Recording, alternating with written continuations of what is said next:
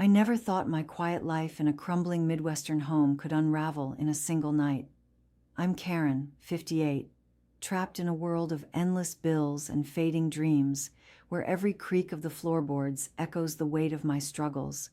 My marriage to Tom, once a source of warmth, has grown cold, a fragile shell of what it used to be.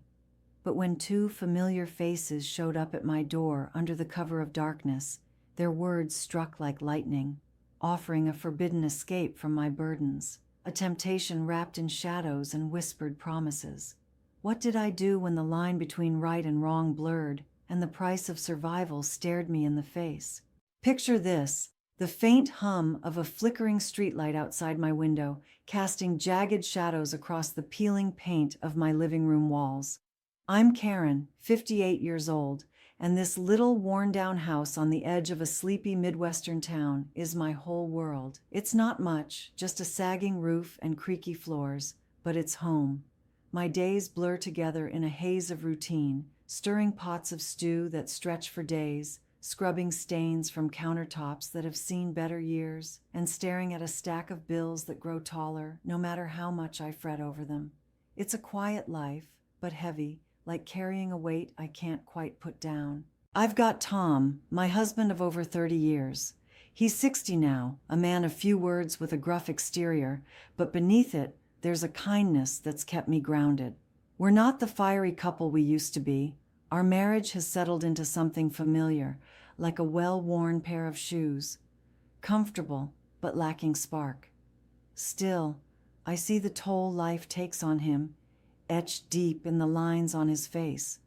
Money's always tight, and late at night, when the house is still, I hear the strain in his voice as we argue over how to make ends meet. His old delivery truck sputters and groans, but he patches it up again and again, determined to keep working. It's a battle we fight together, even if it wears us thin. Then there are Tom's buddies, Jake and Mark, who've been around for years. They're younger, both in their early 40s, and I'm standing in the kitchen, the dim light above the sink casting a soft glow over the chipped porcelain as I scrub at a stubborn pot. My faded nightgown hangs loose on me, the fabric worn thin from years of restless nights, and I can feel the cool tile under my bare feet. It's just past 10 p.m., and the house is quiet, save for the rhythmic drone of Tom's snoring echoing down from upstairs. He's been out cold for hours, wiped out from another grueling day of deliveries, and I'm left with the silence of my own thoughts. That is, until a sharp knock at the front door cuts through the stillness. My hands pause mid-scrub, suds dripping into the sink, and I glance toward the sound, my brow furrowing. Who could be here this late? I hesitate, wiping my hands on a frayed dish towel, my heart giving a little thump of uncertainty. But curiosity gets the better of me, and I shuffle through the cluttered living room, past the sagging couch with its threadbare cushions and the faint musty scent that never quite leaves the air, to peek through the curtain. There, under the sickly yellow glow of the porch light, stand Jake and Mark, their breath visible in the chilly night air. I'm surprised to see them, but not worried. They're familiar faces after all, part of the patchwork of our lives. I crack the door open, offering a small smile as I gesture them inside, assuming they've just stopped by for a quick word, or maybe to borrow a tool. "Come on in, boys," I say, my voice a little hoarse from the late hour. "Didn't expect company this late, but you're always welcome." My words trail off as Jake and Mark step inside, their boots scuffing against the worn floorboards. There's a tension in the air I can't quite place, a heaviness in their expressions that makes my stomach twist. I lead them back to the kitchen, the dim light flickering as we settle around the small, scratched-up table. Jake rubs the back of his neck, his voice edged with nerves as he starts to speak. "Karen, we've noticed how stressed you and Tom have been lately. All the bills piling up, the strain. It's hard to watch." I nod slowly, unsure where this is going, my fingers tightening around the edge of my chair. Mark leans forward, his voice low and steady, almost too calm. "We've been thinking, and we've come up with a way to help. A way for you to make a good chunk of money. Fast." My brow furrows, confusion washing over me as my heart starts to pound. What are you talking about? I ask, my voice sharper than I intend. I search their faces, looking for some hint, some explanation, but Jake's eyes dart away while Mark holds my gaze with an intensity that unnerves me. Then Jake clears his throat, and the words spill out like a punch to the gut. We're offering you $5,000, Karen, for one night, with both of us. My mouth goes dry, the room tilting as I grip the edge of the counter to steady myself. My hands tremble, the silence around us suffocating, broken only by the faint, distant sound of Tom's snoring drifting down from upstairs. I can't breathe, can't think. Shock crashes over me like a wave, followed by disbelief, and then a hot flicker of anger. Are you serious? I snap, my voice cracking as I stare at them, waiting for one of them to laugh, to say it's some kind of twisted joke. But Mark just nods, his face unreadable, while Jake tries to soften the blow, his words stumbling over each other. We've always thought you were captivating, Karen. This could be something that helps us. My mind is a storm as I stand there in the kitchen, the weight of their proposition pressing down on me like a physical force. I can still hear Tom's faint snoring from upstairs, a reminder of the life I've built, the life I'm risking. But the thought of that $5,000, of easing the burden that's been crushing us, gnaws at me. I don't know how I manage to speak, but somehow I choke out a shaky, "Let me think for a minute." My voice barely holds together as I turn away from Jake and Mark, my hands gripping the edge of the sink like it's the only thing keeping me upright. After what feels like an eternity, I gesture for them to follow me, my movements stiff and mechanical. "Not here," I mutter, my voice low, almost a whisper, as if saying it louder might shatter everything. I lead them out of the kitchen and down the narrow hallway toward the guest room downstairs, as far from Tom's bedroom as I can get. My heart is hammering so hard in my chest, I'm convinced they can hear it, each beat echoing in my ears like a drum. My fingers fumble with the doorknob, slick with nervous sweat, and I nearly drop it before the latch finally gives. The floorboards creak under our weight as we step inside, each sound amplified in the suffocating silence of the house. I can't bring myself to meet their eyes as I mumble something incoherent about needing a second to pull myself together. My gaze darts around the small, dimly lit room instead, taking in the sparse furnishings that suddenly feel suffocating. There's an old twin bed pushed against the wall, its thin mattress sagging under a faded quilt. The curtains, yellowed with age, hang limp over the single window, letting in just a sliver of moonlight that casts eerie shadows across the floor. It's a space that feels too close, too personal for what's unfolding, yet at the same time, it's cold and detached, like it belongs to someone else's life. My thoughts are a tangled mess as I stand there, frozen. Can I really do this? Can I step over this line, knowing what?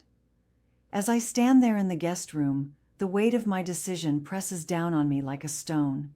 My breath catches, shallow and uneven, as I finally nod, a silent agreement that feels louder than any words I could muster. Jake and Mark move closer, their presence filling the small space, and I feel a strange detachment settle over me. It's like I'm floating above myself, watching this unfold, as if it's happening to someone else. Every brush of a hand, every hushed murmur, feels surreal, like I'm caught in a dream I can't wake from. The dim light slipping through the cracked window paints fleeting shadows across the walls, turning the room into a hazy, otherworldly place where reality blurs at the edges. At first I'm numb, my mind racing to anywhere but here. But as the moments stretch on, something shifts inside me. A warmth I haven't felt in years creeps through my veins, startling me with its intensity. My body, which I thought had long forgotten how to respond, awakens in ways that catch me off guard. I'm struck by a rush of emotion, a sense of being desired that I haven't known in decades. It's overwhelming, like a dam breaking after years of holding back. Jake's voice, low and gentle, offers soft reassurances that ease the tension in my chest, while Mark's steady, quiet strength anchors the moment, making me feel seen in a way I'd almost forgotten was possible. The flickering light dances across us, casting long, trembling shadows that make everything feel like a fragile illusion. My mind is a storm of contradictions.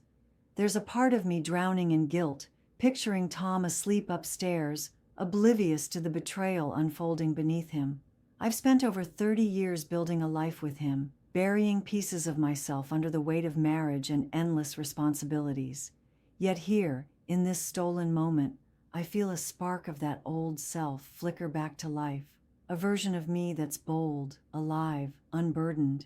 It's a sensation that's both exhilarating and devastating, like standing on the edge of a cliff, torn between jumping and stepping back. I can't ignore the stark reminder on the dresser. As the first hints of dawn creep through the tattered curtains, I'm left in the quiet aftermath, my heart still racing from everything that transpired in this small, shadowed room. Jake and Mark are getting ready to leave, their movements quick and careful, as if they're trying not to disturb the fragile stillness that settled over the house. Their goodbyes are hushed, barely above a whisper, as they stand near the door. Jake looks at me with a soft, almost regretful expression, murmuring, "This stays between us, Karen, always." Mark nods in agreement, his eyes serious, adding, "We mean that, not a word." I manage a faint nod, my throat tight, as I watch them slip out into the gray morning light, their figures disappearing down the cracked sidewalk until they're gone. I'm alone now, standing in the dim living room with an envelope in my trembling hands. I sit at the scratched-up kitchen table, the same one where this all began just hours ago, and carefully open it. The bills inside are crisp, almost too perfect, a stark contrast to the worn-out life I've been living. I count them slowly, each one feeling like both a lifeline and a heavy stone tied to my chest. $5,000. It's real, tangible, and yet it burns my fingertips with the weight of what I've done to earn it. I fold the envelope shut and shuffle to my bedroom, sliding it into the back of a drawer beneath a pile of old scarves, hiding it like a secret I can't bear to face in the light of day. Morning comes too soon, and with it, the sound of Tom stirring upstairs. I hear his heavy footsteps on the creaky floorboards, followed by his familiar grumble about needing coffee as he shuffles into the kitchen. He's oblivious, completely unaware of the storm that raged through my world while he slept.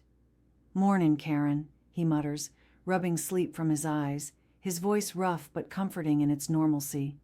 I force a smile, but my hands shake as I pour water into the coffee pot, the clatter of the mug against the counter betraying my nerves. Don't forget to subscribe, like, and comment if you enjoyed this story. This will help us create more engaging stories for you.